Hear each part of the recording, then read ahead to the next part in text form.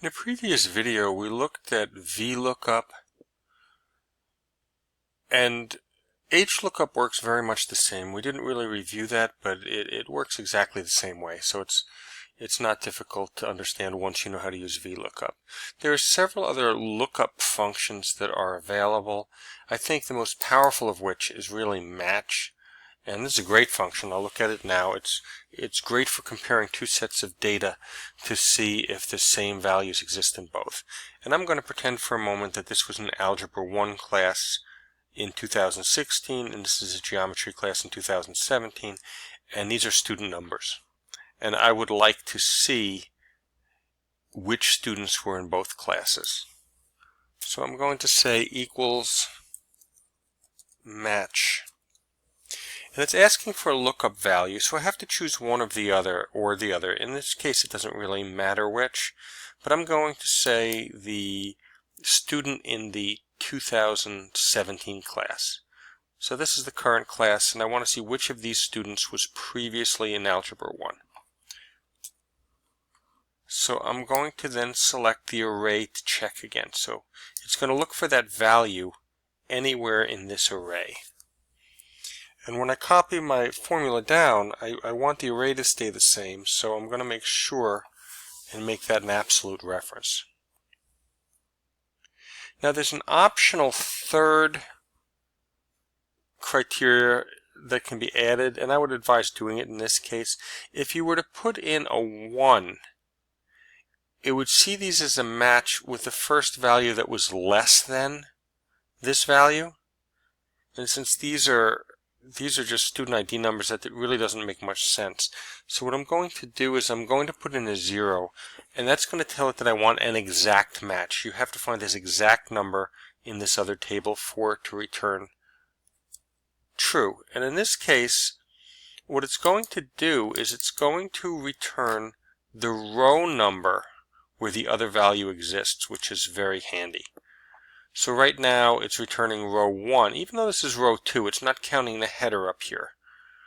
Okay, so the first row of my lookup, or my reference, is where the numbers exist. And you can see in this case the numbers are stacked up so that they're really together. These are right next to each other. You can also see that 3 of them don't match.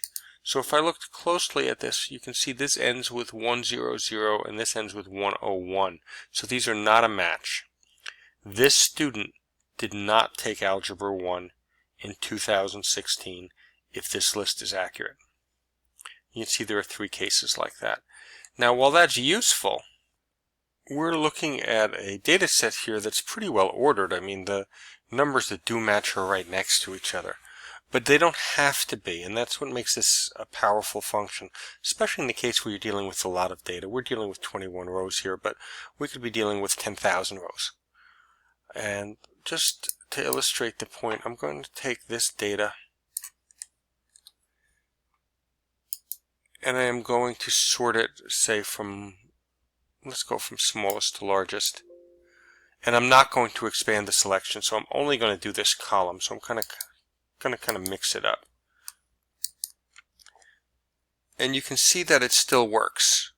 It still takes this B2 value, compares it to that entire list, and returns the row number. So in this case, now this number exists on row 17, which is really 18, because again the header row is not counted. And if we look here, that's exactly right. Those two do match. This is supposedly on row 13. So is 714144414? Yes, it is. Okay, so very powerful function there, helping you compare 2 blocks of data. If I did want this number to accurately reflect the Excel row that it was in, so in this case I want cell or row 18 instead of 17. Now that would be very easy. You could just do the match, add 1 to it. Oh, I'll change up the format a little bit. Make it a general format. There you go. And now it's representing the actual row number in Excel.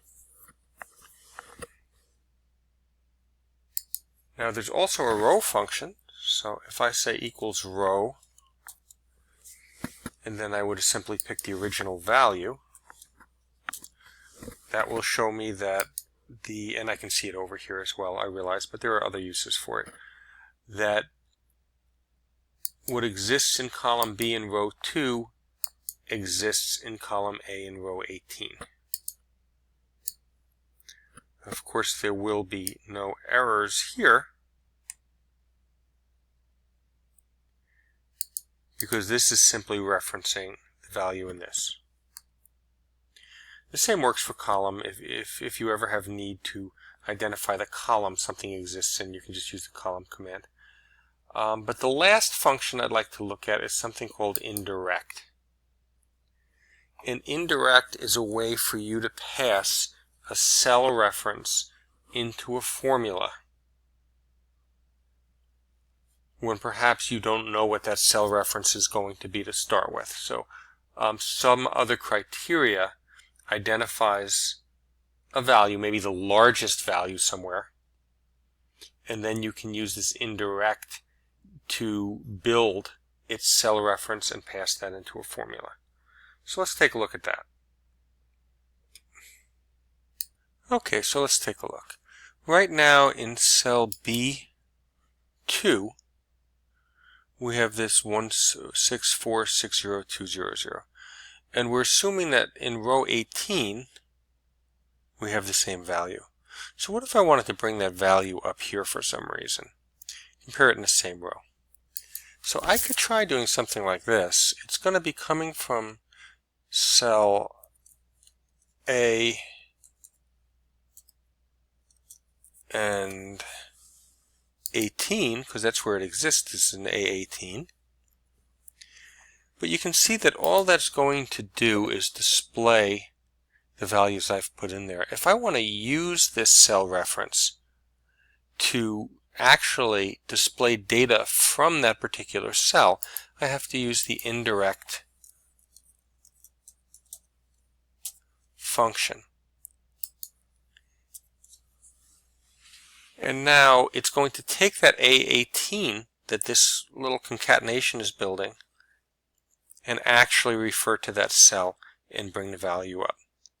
So something you may not have to use a lot, especially if you don't use Excel a lot, but if you do, it's an extremely handy thing to know how to do.